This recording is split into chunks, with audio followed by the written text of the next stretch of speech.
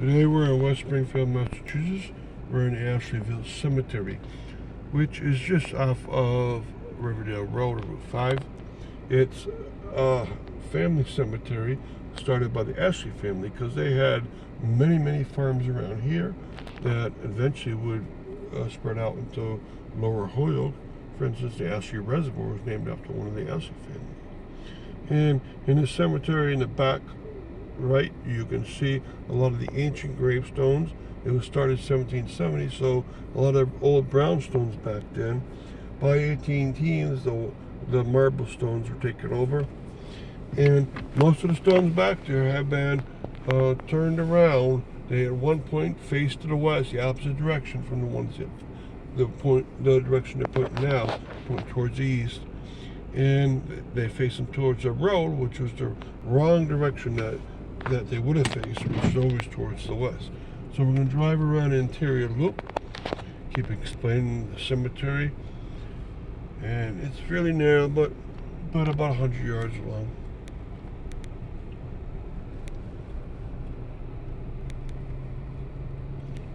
And they make heavy use of the grouped cemeteries, usually around a large tablet or around an obelisk. And you're getting a better view deep into the back, which will show the very old gravestones. And you can see the smaller ones towards the back are usually the children. And then there's a maintenance building back here. And there's a wooden cross gravestone back here. You can see it right now.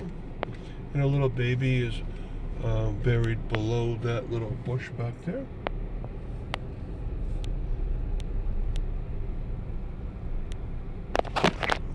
And it's still actively being used, mostly for families that already have deeds inside the cemetery.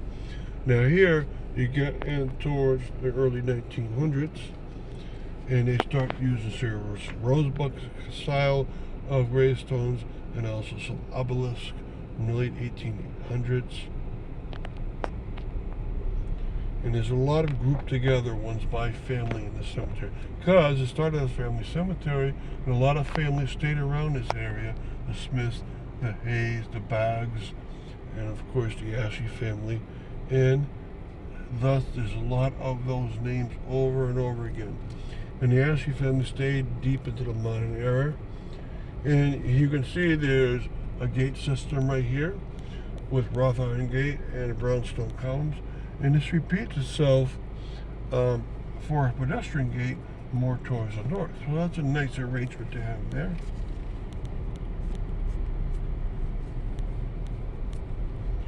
All right, and this particular Bag family off to the left happens to have a huge plot with a curving around it, which makes a nice touch.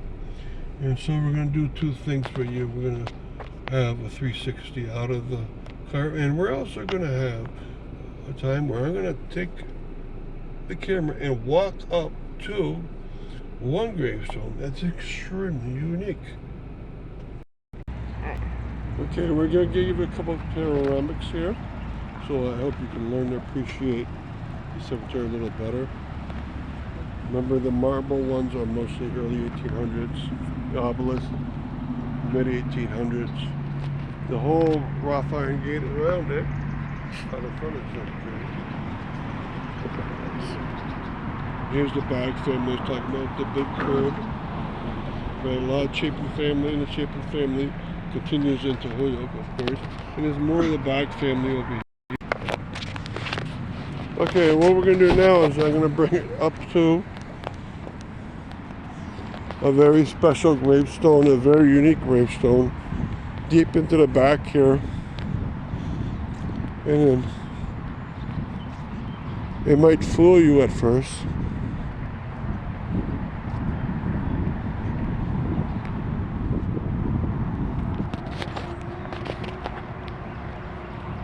Okay, what we're looking at here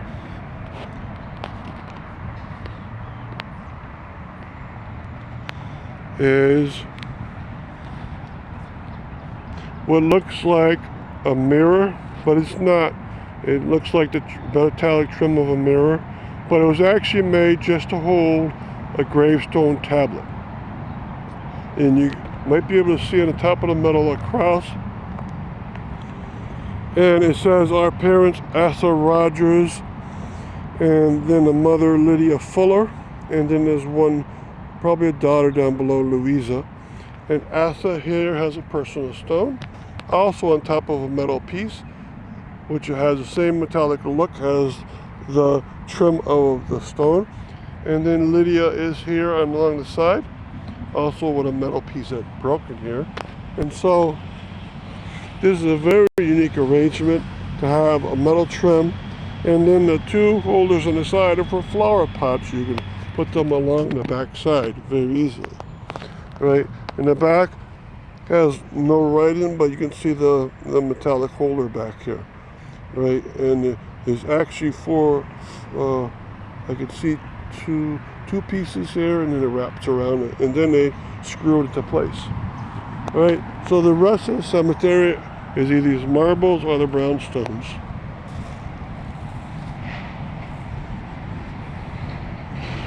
All right, so there's a lot of history back here in memory of Daniel Ashley, the son of Lieutenant Benton and Mrs. Ruth Ashley. Right, and then he went in consequence of a violent faculty expired after anguish of body had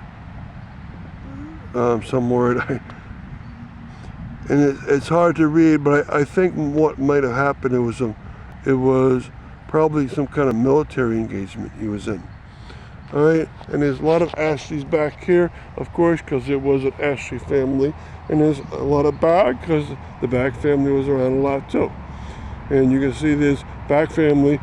Usually the brownstones have problems in the middle because the wind kicks up, and the wind's coming from the opposite direction of the inscriptions, push away any little tiny bit of sand down, but it cannot get towards the middle, and so any bit of sand from the front hits there and makes it deeper and deeper into the brownstone. So a lot of cool things around for you, and I hope you come visit around and appreciate how much is in here. This stone here has been repaired a couple of times. All right, so thank you very much.